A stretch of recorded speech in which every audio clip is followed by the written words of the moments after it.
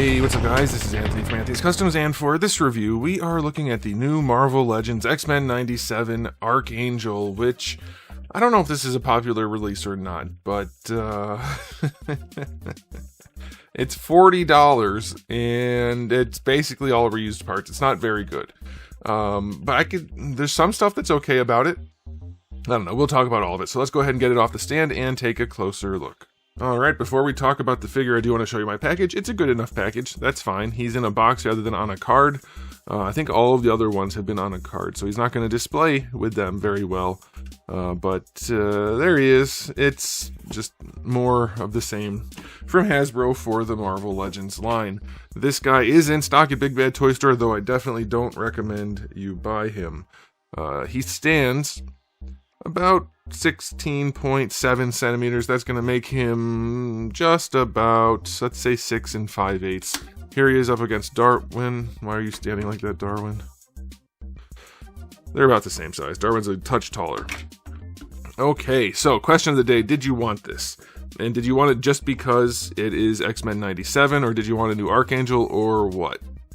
Alright, so a couple of things stand out to me. Firstly, he looks like he has a really wide torso, and it's not just the optical illusion of this. He's got a fairly thick torso compared to the rest of his body, and it's a little bit weird looking, but he kind of looks like that in the source material, so I'll let that slide. But I have to tell you, the paint job on this guy is just terrible.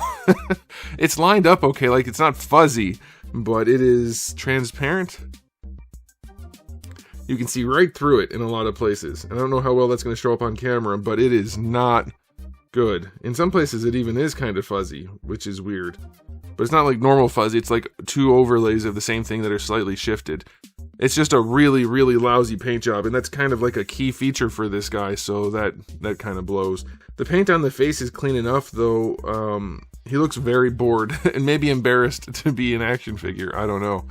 The sculpt on this guy, he's got tiny low shoulders, like I said, a broader torso, and then skinny limbs, kind of chunky sausagey legs because these are the Vulcan legs.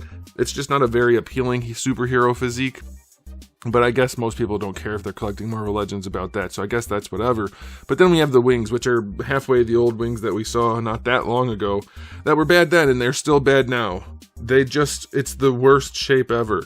It's okay at certain angles only. The way they swoop forward just so that they can do this, which, by the way, they're too tall, and you can adjust them, I know, but they're still a little bit too tall for him. So that's annoying. Like, he can't stand and do the thing that they made him to do. But that's like the only thing they're good for. Being actual wings, they're not shaped correctly at all. It's ridiculous. It's the dumbest looking thing, and they're not shiny. They're dull gray with just the tiniest little bit of luster, and that's really mostly from the studio lighting. It's just a really goofy looking figure, honestly. I'm guessing most people aren't going to use these wings at all, if I had to guess. Other than like for very specific photography. I'm guessing most people want to pop these on. But these aren't exactly the right shape either. And it's just... he's just so dorky looking, like most Marvel Legends are, unfortunately. They just don't... they don't feel like comic book characters. I've said it before, they feel like cosplay in like muscle suits. It's so weird. It's kind of dopey looking. I'm going to say this guy, especially at $40, this should be a $25 figure with the amount of reuse. At $40, this guy gets a 5 out of 10 for the aesthetic. For the accessories, we have an alternate head, which is sad. I think it's supposed to be angry, but it looks sad to me. The way they did it is not good. For the hands, you do get the trigger finger hand and the fist hand that come on in the package. Then you get one open hand and another open hand with claws. I guess they all have the pointy fingers, don't they? Except for, well, even the fist hand does, so that's nice, I guess. Is he supposed to have pointy fingers? I'm not sure about that. Either way, he has them. And then he gets a gun, you know, the gun that he's known for using, which is surprisingly well painted, but it is made out of a really floppy, heavy material. So yeah, accessory-wise, with the wings even, at this price, 7 out of 10. It's just okay. Alright, time for the articulation, which is not going to be surprising to anybody. You already saw the wings. They are not particularly good. There's no real good way to pose them. And then, that's it. Okay, so the rest of him, well, he still has the old style neck joint, which isn't particularly good. It is there. It is better than no joint at all, but just barely. As you can see, as you rotate his head, it looks goofy because It's not a good neck joint, so there's that. The shoulders, the tiny low shoulders have full rotation. No butterfly, of course, because they didn't get it in there with these peg holes. Yeah, lots of range there. Bicep swivel is fine. Double jointed elbow, loose, but it works. The wrists have a swivel and a hinge. That's all fine.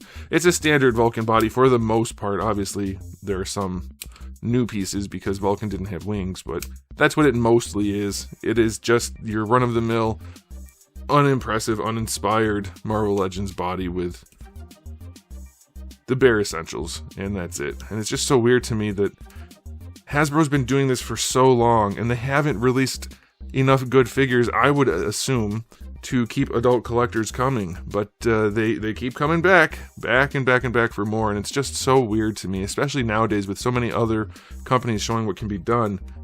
Hasbro just keeps... Look at the soft plastic. Look at that. Hasbro just keeps churning out this garbage. It's not like... Most of them are garbage, even for this guy. He's gonna get... His articulation's gonna get a 6 out of 10. It's not even as good as standard nowadays. And so it's time for the final rating.